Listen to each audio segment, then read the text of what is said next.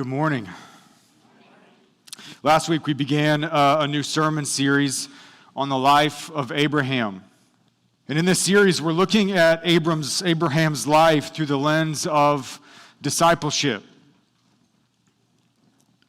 Abraham was the first person in the scriptures that God came to and said, "Come and follow me." And so we're looking at Abraham as the first disciple.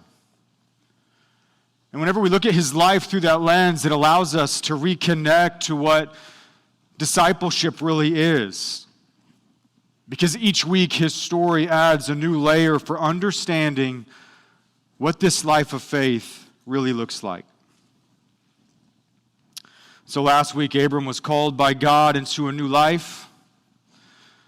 Abram gathered his family. He packed up. He left his old life behind and he entered into a new one. But this one started with a 1,000-mile journey from Haran to Canaan. It's taught us how the call of God is something that we have to answer every day. Abraham began by learning to answer that call each day, learning to live by faith each day, and learn to put one foot in front of the other each day. And in today's passage, Abram finally arrives in Canaan. But then the story slows down because it wants us to see something.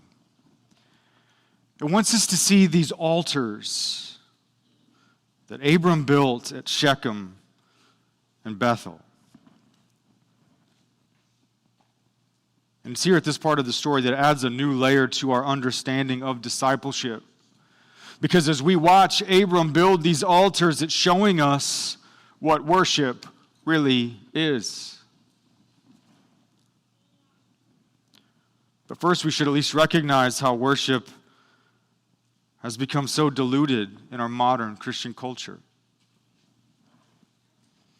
It's been reduced down to just being a worship service where we gather and we sing some songs. And at the same time, that worship service itself has been diluted as well. It's become trivialized because there's just been a slow exchange of values over time. To where the blueprint for worship is no longer the scriptures, the blueprint is shaped by secular values. The world got in. Perhaps it's all just become another distraction to true worship. Because over time, the focus has shifted from being missional to being attractional. So it's no longer about sending people out, it's about drawing people in. But then once it becomes about attractional, then the spiritual gets replaced by spectacle. And then once you prioritize spectacle, it becomes about experience. And then once it becomes about experience, you lose transcendence. And when you lose transcendence, you lose God. Why? Because all that's left is worship that's merely a reflection of us. How can you have transcendence if everything is built on our own preference? And so, of course, we're left with people looking for something more because they were offered something that looked no different in the end than the surrounding world. How is Jesus pleased when people come with all of their cares and concerns, and instead of offering them a cross, we offer them cotton candy? What you think about worship is important because our worship reveals what we think about God and His place in our lives. Every church, in every time and in every place, has to answer the question, are we worshiping the living God or a God of our own making? What you think about worship reveals what you think about God. This next part of Abraham's story calls us into a deeper understanding of worship. Where worship is not just about a service. Worship is offering our lives in service to God because He's worthy. And these altars are at the beginning of Abram's story, because God wanted him to learn worship at the beginning of his discipleship journey. So what do these altars teach us about worship? We pick up the story as Abram arrives in Canaan after a 1,000-mile road trip. Now, this was a family road trip. And so, of course, this went like every other family road trip in the history of humanity. They started off with everything so neatly organized and packed in the back of the cars. They look forward to what lies ahead, but by the time they get there, they pull in on fumes, fast food wrappers covering the floorboards. One of the tires is low, check engine light on. Little smoke coming out from underneath the hood, and it smells like something is burning. But they made it. Now just think about what this road trip would have been like. Yeah, there's lots of exhaustion, of course. But I want you to think about the growing sense of anticipation. Because remember the extraordinary promises that God made to Abram. Just listen to them again. Abram, I want you to go to a land that I will show you. And I will make you a great nation. I will bless you and make your name great so that you will be a blessing. And in you, all of the families of the earth shall be blessed. Those are crazy, wild promises. Abram's life had been interrupted by a God who was so generous and benevolent towards him. And so, of course, as this road trip progressed, Abram would imagine how incredible and extraordinary this land must be, and that anticipation had to only grow with each passing day. But then they arrive in Shechem. This is where the story gets interesting.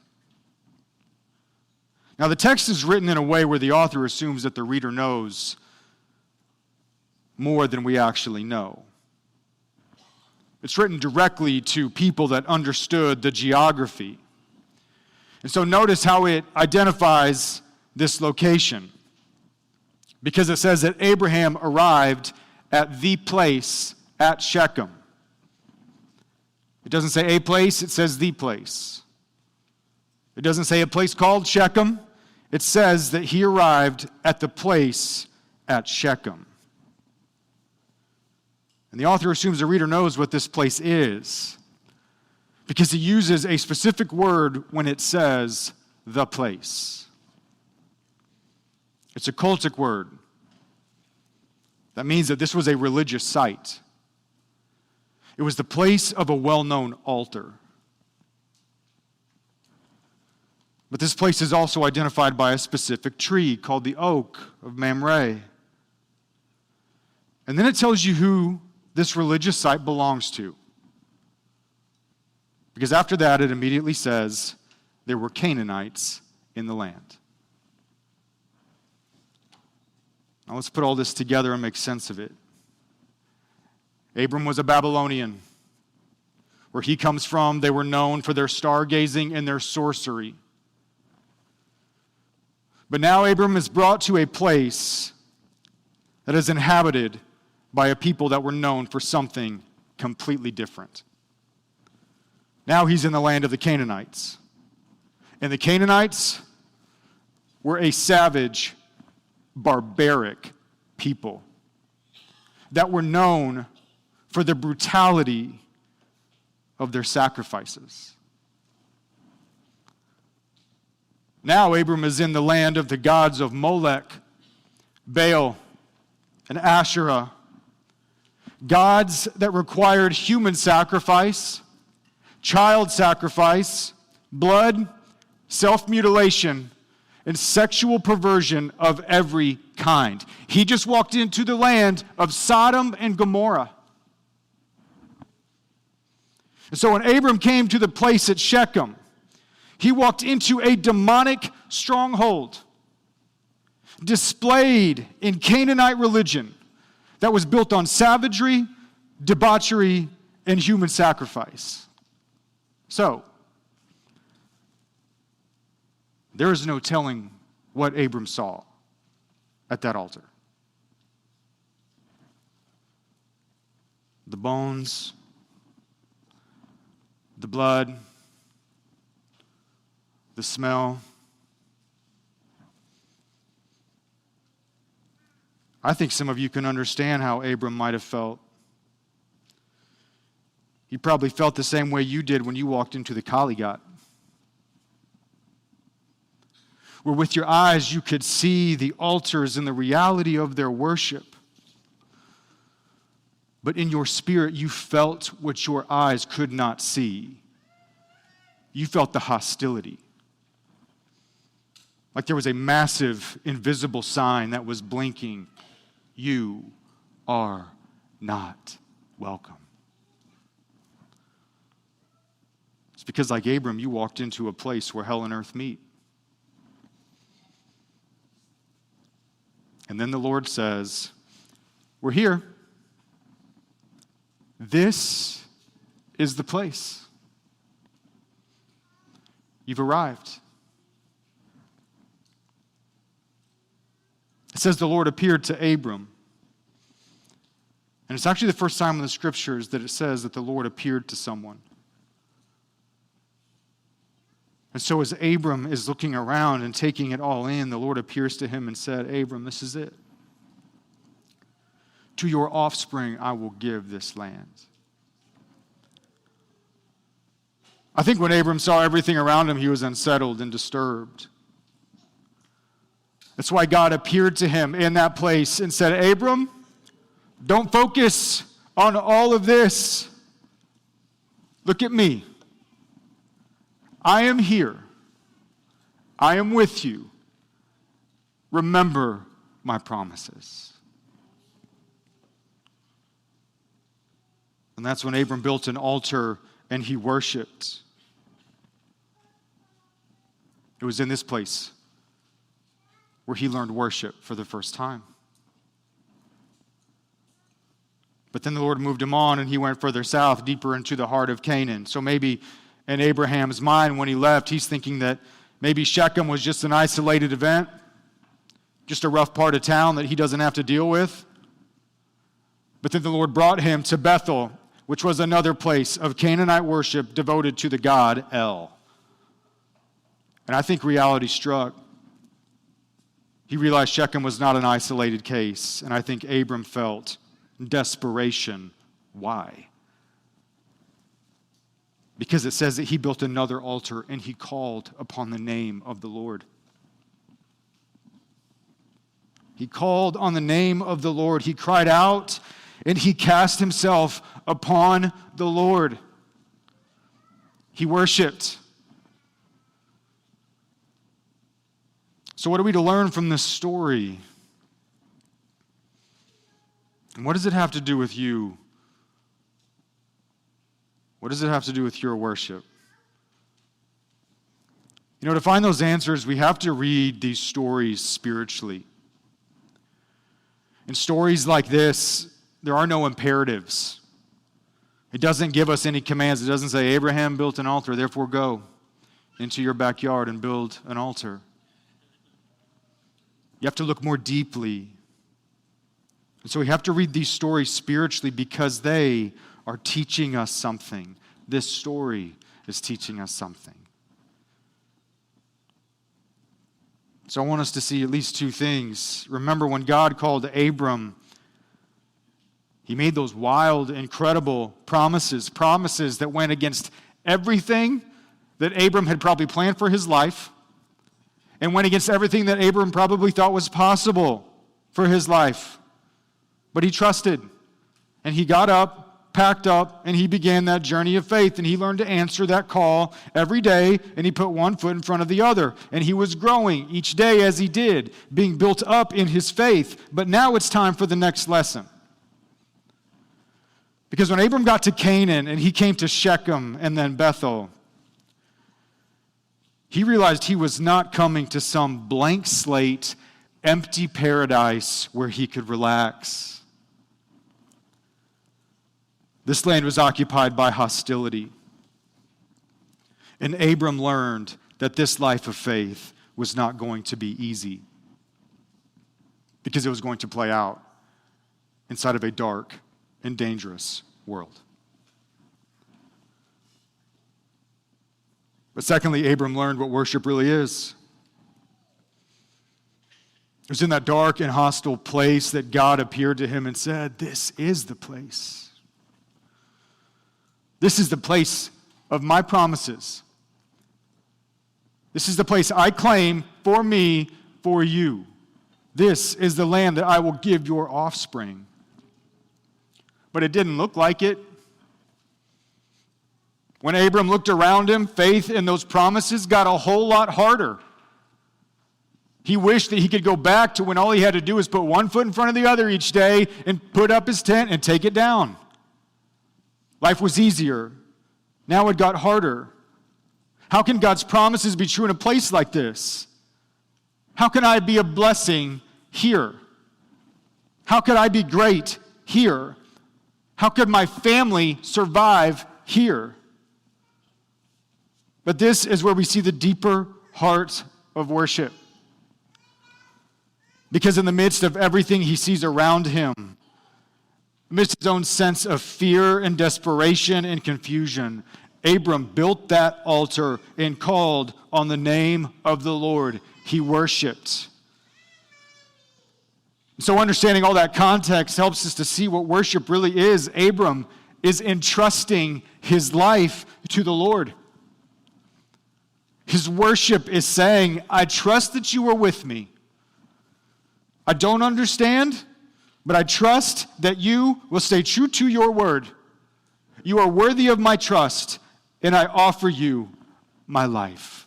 I put my life in your hands." And so this disciple learns very quickly that the only way he's going to make it through is by worship. The only way he's going to make it through this hostile world is if he entrusts his life to the Lord. This is worship. So what about us?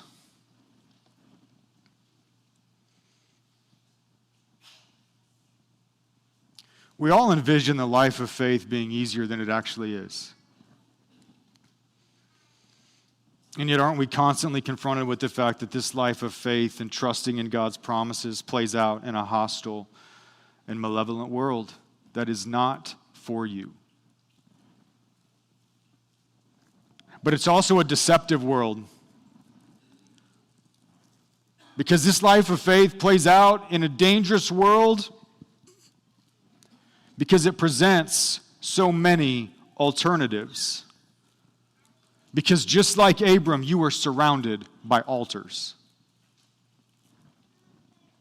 Because this world doesn't just present you with options for your life. It presents you with altars. It presents to you places of sacrifice that say, this is what's worthy of your life. This is what's worthy of your trust. This is what's worth devoting your life to. This is how you will make it through. Abraham now lived in a place where all those pagan altars made all the same promises as the Lord. Those altars would say, "No, Abram, this is how you will be great. This is how you will be blessed.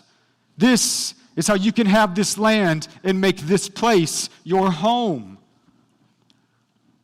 Abram's life of faith meant that he had to learn to worship the Lord his God in a world that wasn't just dangerous.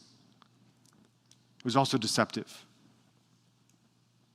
Because he lived in a world that would now offer him so many different alternatives. And if you fast forward the story, this is why Israel failed throughout the rest of the Old Testament. They never learned to worship the Lord.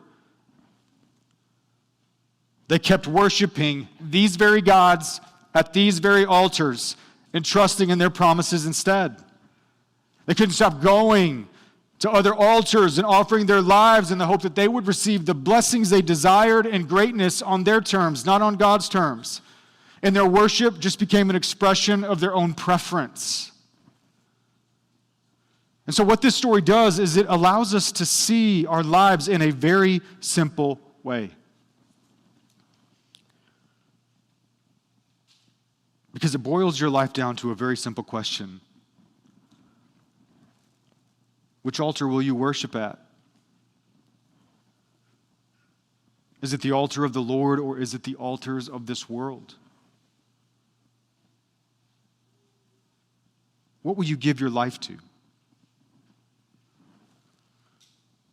We all worship something. We all determine that something is worth our life. But if all we do is just think of worship as a service where we come and sing some songs and we miss the deeper reality of what worship really is, because you'll just think, well, I go to Christian worship services. I don't go to Hindu services. I don't go to Muslim services, so obviously I'm good. But this story invites you to think more deeply about what worship really is, because it's asking, no, what are you giving your life to? What are you trusting to get you through? What are you giving your body, your mind, your heart, your energy, your trust, your time? What are you saying is worthy of your life? And that makes worship take on a whole new meaning, because that's a question that we have to answer every single day. Because this Abraham story is teaching us that we live in the exact same world. It is a world that begs for your worship. It's a world that presents you with so many different alternatives, because it's a world that presents to you so many different altars upon which you can come and sacrifice your life. Altars that say, this is how you will be blessed. This is how you will be secure in this world. This is how you will be great. This is how you will be safe. This is how you can provide for your children. This is how you can belong and make your home here. This world offers you the altars of your career, your business, your financial portfolio, and says this is how you'll be blessed if only you'd offer your energy and your time and your investment and your attention, and it's worthy of laying everything else to the side. This world offers altars of status, image, notoriety, and offering you a name that is great if only you would conform and trust its voice. This world offers the altars of materialism, wealth, and comfort if only you would trust that it can help calm all of your anxieties. Those altars ask for your trust. They ask you to reorganize your life. They ask you to rearrange your priorities. They determine when you get up and when you go to sleep. They ask you to sacrifice time with your kids, your spouse, your friendships, and your God. They ask for your health, your best years, and your bank account. This world offers all sorts of altars that say, come and offer your life. And so if all we do is just think of worship as a worship service, and we will come to worship on a Sunday thinking that we are just fine, but all that does is obscure what's really captivated all of our heart, soul, mind, and strength. And we won't see the altars of our true worship. The altars to which we have come, bowed and told, you are worthy of my life, and all that I have is yours. But those altars only take. They never give. It's because they make promises they can't keep. But Christian, your God has provided a better altar. It's not an altar that you have to build yourself. It's an altar that He built for you. And it's actually buried in this passage. Because when Abram first entered the land, he came to Shechem. And this was where Abram first learned worship. And he learned worship at a place that was identified by an altar, a tree, and the appearance of the Lord. This is where he learned what worship really is. And so do we. Because do you know where else you find those three things together? It's Calvary. Because there your God carried a cross. And that cross was a tree.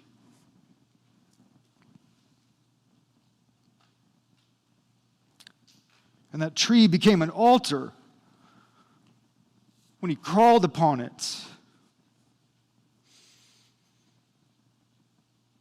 And upon that altar, when it was lifted up, is the appearance,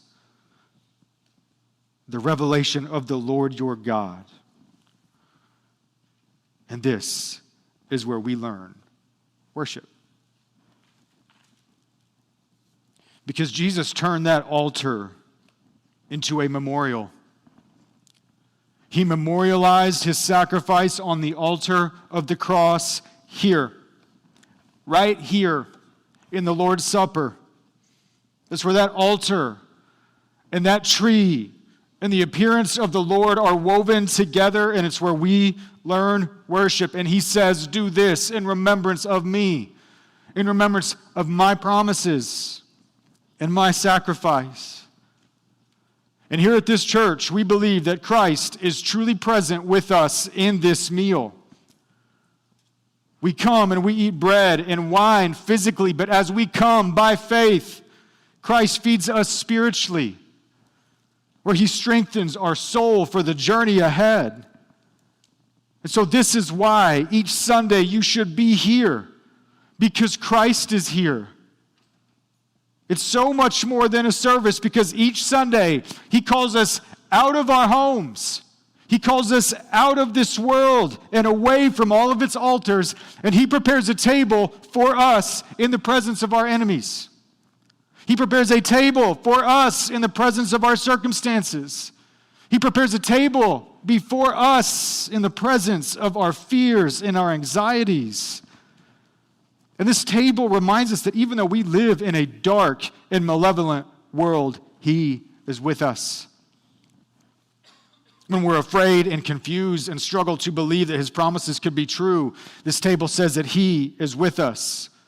When it feels as though the world is winning, this one reminds us of the one who holds the keys of death and Hades. It reminds us of the one who disarmed the demonic powers and humiliated them and left them in open shame. The one who overcame the world and made us citizens of another world, because yet, while we were still sinners, Christ died for us. And just like Abram, we need the Lord to appear to us and to speak to us. And this table is where Jesus says to you, don't look around and focus on everything else. Look at me.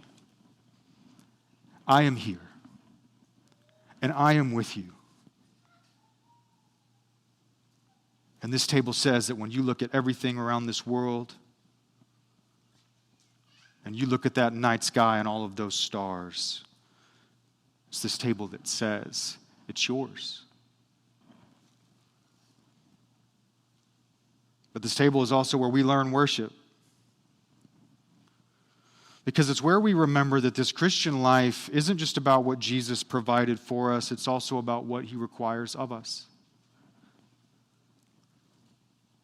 To not offer our lives on an altar, but to offer our lives to him. To offer our lives as a free will offering, as a response of thanksgiving and gratitude. That's why Paul says to offer yourselves then as a living sacrifice, holy and acceptable to God, for this is your spiritual worship.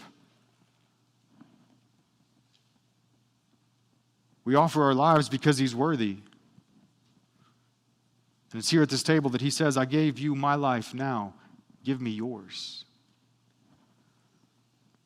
And we actually remind ourselves of this every Sunday in our liturgy at the Lord's Supper. Do you know why we say, the Lord be with you, and also with you. Lift up your hearts. We lift them up to the Lord. Let us give thanks to the Lord our God. It is right to give our thanks and praise. The church has said those words at communion for almost 2,000 years. As each church had to learn to make its way through this world. Because it's here that we are reminding ourselves of what this table means for us and how to come to it appropriately, and to remember of what it requires of us to offer ourselves as living sacrifices, wholly devoted unto the Lord, because He is worthy.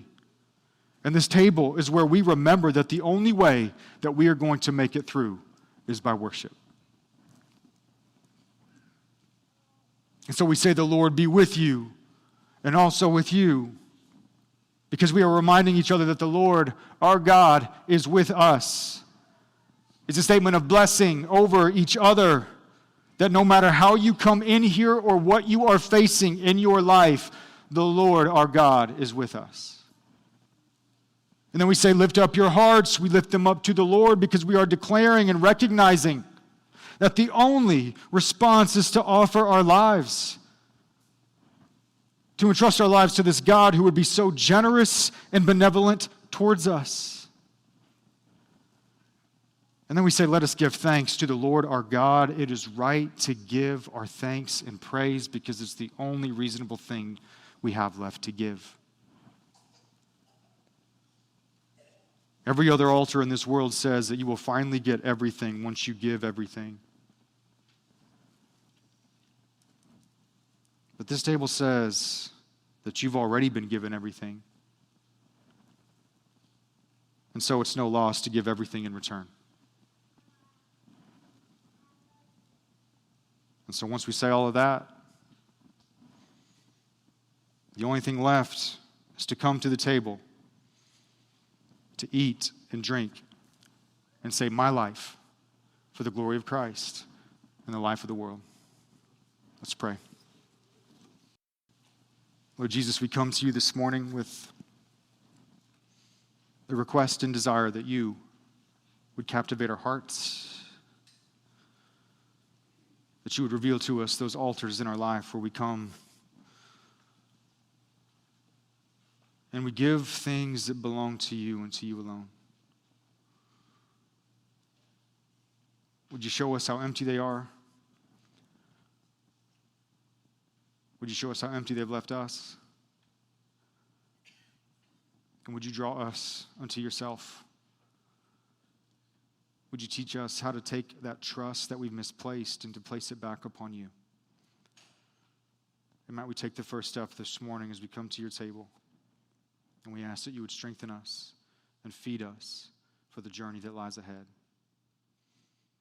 We thank you for your generosity and your benevolence towards us. And we recognize the only reasonable response that such a gift requires. Would you give us the grace and the strength to offer it? We ask this in your precious name.